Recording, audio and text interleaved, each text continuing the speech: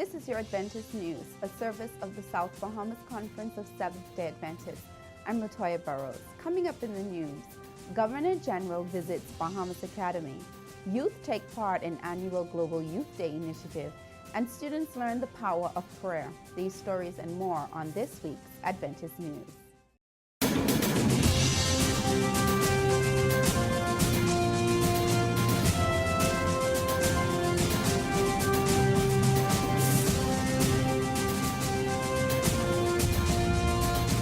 Welcome to your Adventist News. I'm Latoya Burrows. Thanks for joining us for this week's broadcast. Her Excellency Dame Marguerite Pinling, Governor General of the Commonwealth of the Bahamas, admonished the children and attendees at Bahamas Academy's Commonwealth Day to work together as citizens toward a better Bahamas.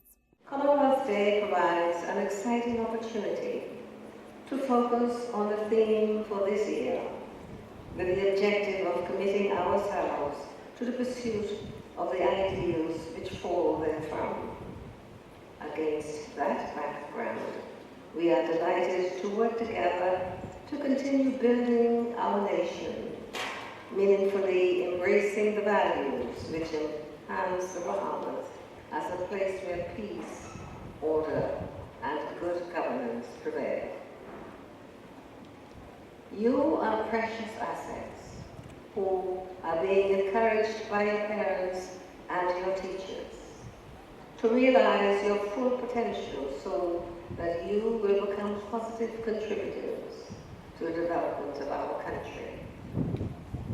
Commonwealth Day is therefore an opportunity for us to learn about what is happening in our world and to discover and apply new ideas and methods for bringing success and excellence to all our people. Lady Pinling told the youth to be committed to the principles of high moral and social values, self-respect and regard for others, allowing this to be the foundation of their character. The officials of the Seventh-day Adventist Church in the region welcomed the visit of Dame Marguerite Pinling along with school administrators during the Commonwealth Day Assembly. In attendance was Pastor Paul Scavala, the chairman of Bahamas Academy and the president of the South Bahamas Conference of Seventh-day Adventists, along with Dr. Leonard Johnson, president of the Atlantic Caribbean Union of Seventh-day Adventists. They both shared the importance of this annual day, which showcases the diversity in culture and fosters a sense of unity. They applauded the educational institution for the celebrations held under the global theme, Towards a Common Future. Parents who shared in the day with their children watched as the various grade levels highlighted the uniqueness of the islands of the Bahamas and some of the countries in the Caribbean. The students were equally as excited as the Royal Bahamas Defense Force Band serenaded them with familiar cultural songs. Commonwealth Day, formerly known as Empire Day, is celebrated annually among Commonwealth nations on the second Monday in March. The South Bahamas Conference Global Youth Day 2018 was a memorable one as youth from the different churches within this territory followed the theme, Be the Sermon, and left the confines of their churches to share Jesus in their communities. Groups gave free hugs and prayers to those they met, conducted services and provided meals and supplies for the homes of the elderly and children. One youth group even offered a service of Thanksgiving for some of the officers of the Bahamas Department of Corrections. As a part of the Global Youth Day impact, there were donations of water, food, and other necessities. Also, in our nation's capital, the highlight of Global Youth Day has been a march to Rawson Square, where the youth would host a concert for the passerbys. Led by the Pathfinder Band and the Pathfinders along with other youth and church members, they all marched through the streets of Nassau. The youth ambassadors of our conference, Albert Clark and Brittany Lundy, led the audience into an exciting time of praise. Jan Dossett, ministerial intern in the South Bahamas Conference, presented a charge to the young people and encouraged them to continue to remain united to effectively be the sermon. Any individual, but he's looking for people who, like these soldiers, will be united. When you are a soldier, you have no time to fight with your brother or your sister because you realize who the real enemy is.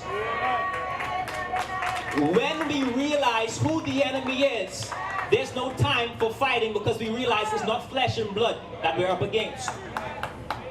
If we're still arguing and wrestling with one another, we have yet to realize the mission. The youth spoke of why Global Youth Day is important. Our Global Youth Day impact was on fire. The young people came out in droves. We were on fire for the Lord. We went on the corner of East Street in front of Esso on the Run and the old Bahamas Academy gym. And we wore cute little posters that said free hugs and free prayers. That was our initiative. The young people were so excited, jumping up and down, losing their voices. Everyone was honking their horns. It was just awesome. So Global Youth Day, it was important for the young people to do this because it showed their excitement and their vigor. And then, of course, you know, it shows their potential for the Lord and winning souls. We prepared basic canned food goods, rice, tuna, and water. And we went out into the community and we gave out to those in the community around the church area. And it was a great experience to give those and help those that are in need. We explained to them what Global Youth Day is and what it means to us. And we told them that it's more to evangelism than just in the church, but to help the others in the community as Jesus did. In the North Bahamas Conference, the youth and entire membership took to the streets throughout Grand Bahama and Abaco, where the acts of kindness continued. In Grand Bahama, the young people conducted a soup kitchen in the Ardent Forest area, and in other parts of the island, the young persons distributed bread, water, grocery bags, meals, and set up health screening centers, all wrapped up in a prayer. The climate of kindness was pretty much the same in Abaco, and the communities expressed their thankfulness to the youth. At a joint youth rally on the grounds of the Urban Renewal Office in the Garden Villas area of Grand Bahama, Senator Jasmine Darius commended the youth for the outstanding efforts that the young Adventists continue to initiate and provide for their communities. She noted that the long-lasting impact of the Pathfinder organization and other community outreach programs remain consistent on the island. The speaker for the rally in the North was Pastor Eric D. Clark, president of the North Bahamas Conference of Seventh-day Adventists. He encouraged the young people to stand alone in presenting themselves as a unique and living sacrifice, holy and acceptable unto the Lord. For this year's Global Youth Day, the Atlantic Caribbean Union was the host site to display the activities from around the world. Hosting the live event, which was produced in the studios of ATQ, were Barry Sanders and Siobhan Sherman. This broadcast will be aired in its entirety during this evening following the news, so don't miss that. Bahamas Academy's students and teachers also held their annual week of prayer recently, where they focused on the power of prayer. Using the Bible text, "But be ye transformed by the renewing of your mind," as the theme, the students actively participated in this event through drama, presentations, and music. Jan Dossett, ministerial intern in the South Bahamas Conference, shared with the students inspirational talks, encouraging them to stand firm for God. Let me affirm you right now and tell you that it takes more courage to stand up for righteousness and truth than it does to be swayed into sin. Let me share with you a principle that I learned from another young man from New Orleans. He said, in this life, there are three things that you need to always do, young men and young women. Be real, be righteous, and be relevant. Be real, be righteous, and be relevant. Anybody who is not doing those three things, do not rub your shoulders too closely with them. You see, if you are going to stand up for Jesus, you must understand that there are others who are not on the same mission. Prayer boxes was placed around the campus to allow students, faculty, and staff the opportunity to place their prayers in the boxes throughout the week. Bahamas Academy's Week of Prayer continues to be a valuable ministry to the students, providing them with the opportunity early in the year to recommit their lives to Jesus Christ. After this short break, we'll have the upcoming events in the South Bahamas Conference.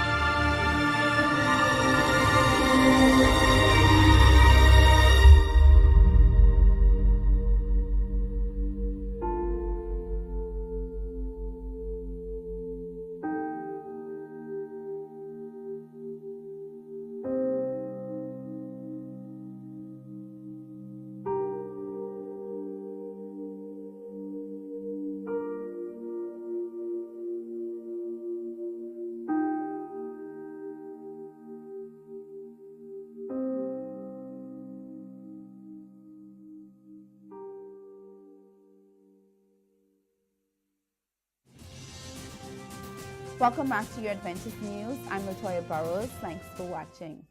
The evangelistic series in the South Bahamas continues with the Hope on Fire campaign with evangelist Peter Joseph under the tent next to Big Pond Subdivision and will continue until March 31st.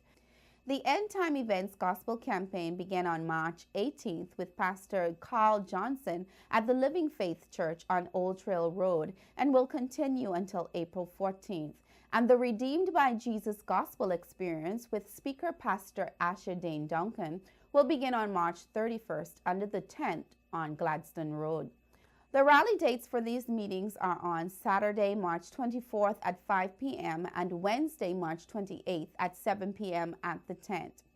The Word on Fire Bible Conference on Hermeneutics, or the interpretation of the Bible, will be held on March 21st to the 24th with speaker and discussion facilitator Dr. Martin Hanna of Andrews University in Bering Springs, Michigan.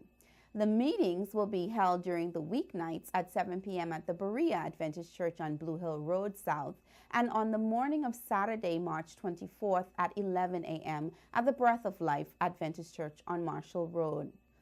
Are you seeking to avoid blindness or amputations by reversing or managing your diabetes? On Monday, March 26th at 6 p.m., a 12-week program to diabetic wellness will begin at the Better Living Health Center on Balfour and Palm Beach Streets. Instruction will be provided on how you can control your weight, eat healthy, and manage stress through a total lifestyle change. For more information or cost, or to reserve your spot, please call 323-5473 during office hours or 421-0406 for more information. And the Health Ministries Department of our conference is hosting a free health lecture on Monday, March 26th at 6:45 p.m. at the H.D. Colburn Gymnasium on the former Bahamas Academy campus on Wolf Road. Dr. Patricia Johnson will be the guest speaker on the topic of backyard farming.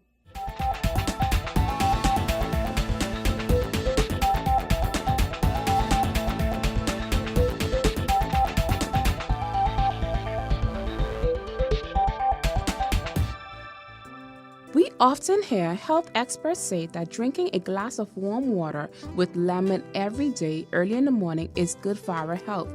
Here's why.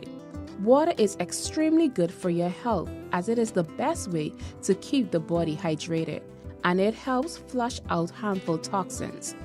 Lemon is a good source of many nutrients like calcium, potassium, magnesium, iron, and vitamins A, C, and B complex, as well as pectin fiber, proteins, and carbohydrates. The lemon's citric acid and strong antibacterial, antiviral, and immune-boosting powers also help keep you healthy. According to the Food and Nutrition Board, here are some of the other benefits of this powerful combination. It improves your skin quality by rejuvenating skin and healing the body, supports weight loss, aids in digestion and detoxification, freshens breath, boosts energy and mood, and helps prevent kidney stones. To easily reap the benefits, just squeeze the juice from half a lemon into a glass of purified, lukewarm water. If you want, add a little honey. Drink it first thing in the morning on an empty stomach and wait 30 minutes before eating your breakfast. I am Tanya Nomafo, and this has been your health tips courtesy of Adventist Television. And remember, God wants us to prosper and be in good health.